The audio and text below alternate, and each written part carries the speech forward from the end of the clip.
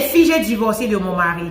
Et si j'ai divorcé de mon mari, les filles, ce n'était pas parce qu'il me trompait. Ce n'était pas parce que mon mari avait une autre femme. Ce n'était pas parce que mon mari cherchait les femmes. Mais pour d'autres raisons qui vous surprendront beaucoup. Et je rappelle que le mariage dans lequel j'étais, c'était un mariage de rêve. C'est-à-dire que même si on vous met à l'intérieur les filles, par orgueil, il y a des filles qui ne quitteront pas à cause de l'argent. Mon mari est un riche avocat aux États-Unis. Mon mari a beaucoup d'argent. Quand je parle comme ça, c'est-à-dire qu'il a énormément d'argent parce qu'il est avocat international. Il a commencé à être sollicité à l'international pour juger des affaires.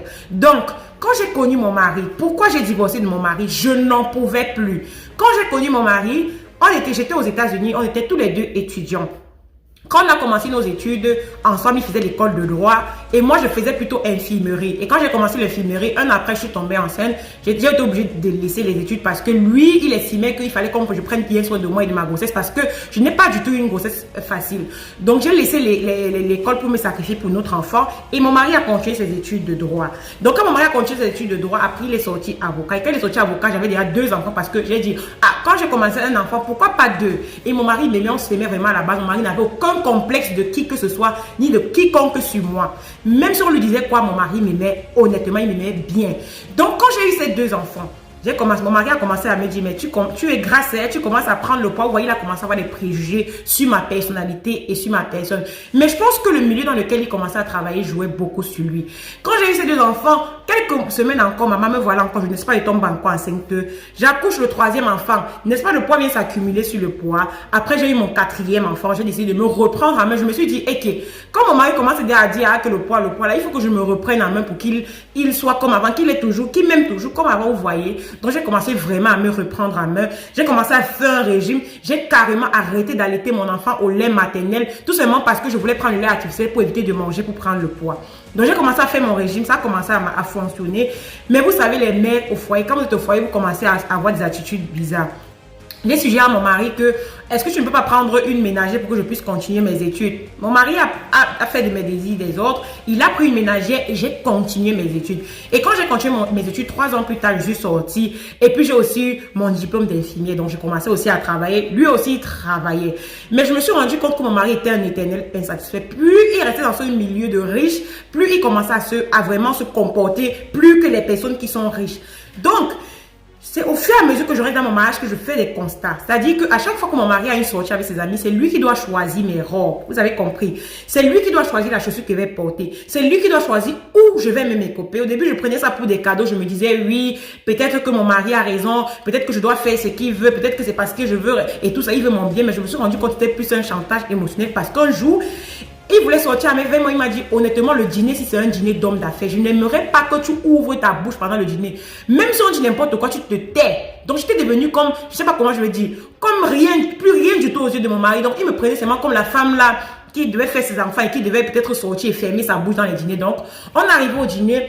On parlait, j'étais bouche bée, je regardais seulement les gens comme ça. Tout le monde parlait, même les femmes de ses amis parlaient. Mais moi, je n'avais pas le droit de parler. Donc, je fermais ma bouche. J'étais, on peut dire, un peu comme une esclave dans son propre foyer. Donc, mon mari a commencé à développer ses égards de comportement. 2 ans, c'était pareil. Je me suis dit, mais est-ce que c'est ce que j'ai vraiment voulu? À la base, je travaille. Pourquoi est-ce que mon mari est devenu comme ça? Je n'arrive plus à placer un mot. À la maison, ça à peine s'il m'apprécie, ça à peine s'il me donne de bons compliments. À la maison, ça à peine s'il me dit, chérie, tu es belle. Il ne me disait jamais ça. Même qu'il achetait des robes et que je mettais, je ne rentrais jamais trop bien dedans. Entre nous les filles, à la base mon mari m'a connue à Pochou. Comment tu veux que je devienne skinny subitement? C'est mon poids, c'est comme ça que je suis. Même si je fais le régime, je ne peux pas perdre le poids comme les filles perdent le poids là. Donc à la base j'ai vraiment fait de mon mieux et je me reprenais en main. J'étais toujours belle comme quand il m'avait connue. Donc il ne peut pas me dire que c'est le poids qui a fait quoi que ce soit. Donc c'est comme ça que mon mari a commencé à développer ses attitudes de dégâts. Un jour mon mari me dit qu'il a un goutte d'eau qui a débordé le vase, qu'il a le dîner à la maison.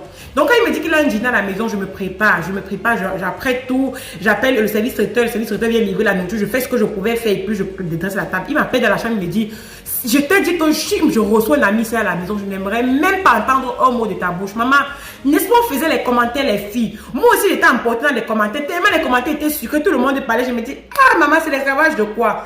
Je dois aussi donner mon point de vue. Je vous rappelle qu'en donnant mon point de vue, ce n'était pas parce que je voulais contredire mon mari, mais c'était parce que la conversation que les uns et les autres avaient m'intéressait. Donc, j'ai placé un mot. J'ai commencé à dire, à parler, à donner mon point de vue. C'était par rapport à un sujet, j'ai commencé à donner mon point de vue et tout ça. Mon mari m'a lancé un regard, les filles. Le genre de regard que j'ai su que je n'allais pas dormir dans la maison là, le même jour. Le regard que mon mari m'a lancé. Mon mari ne m'avait jamais lancé ce type de regard. N'est-ce pas, quand il m'a lancé, vous savez qu'on se comprend entre nous les couples. J'ai commencé maintenant à me taire, mais à la base, j'avais déjà parlé. Oh, il m'avait interdit de parler quand il y avait ses amis. J'ai dit que je vais faire comment? Ses amis sont partis. Mon mari a osé lever la main sur moi. Comme vous l'entendez là, il a osé lever la main sur moi. Il m'a dit que ce soit la dernière fois que je reçois les gens ici. Tu ouvres ta bouche de femme de ménage et de maison là pour... Il a commencé à m'avancer des paroles. J'ai pleuré. Je me suis dit, mais à la base, mon mari était un bon mari. Est-ce que c'est le milieu qui l'a changé? Est-ce que c'est l'argent qui a changé mon mari? Et je vous rappelle qu'il me donnait tout ce que je voulais. Et il obéissait à mes ordres. Tout ce que je voulais, il me donnait. Mais je n'étais pas libre. Tellement j'avais des violences psychologiques que je me suis dit, est-ce que ça vaut la peine de rester dans ce type de foyer où tu n'as même pas le droit de placer un.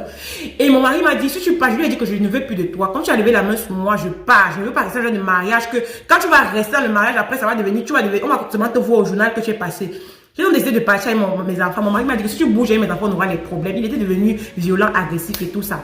Donc, un jour quand il est parti, j'avais ma soeur au Canada qui m'a aidé à quitter de la maison où j'étais. Donc, ça veut dire que ma soeur m'a aidé à laisser. C'est-à-dire que j'ai laissé mon mari aux États-Unis pour aller au Canada rester. Il s'est levé le matin seulement que j'étais partie avec mes enfants. Vous savez, à l'époque, là, il n'y avait pas la frontière qu'on a maintenant mis entre le Canada et les États-Unis. Donc, il n'y avait pas cette frontière. Donc, je suis partie avec mes enfants. Il s'est demandé levé le matin que j'étais plus là.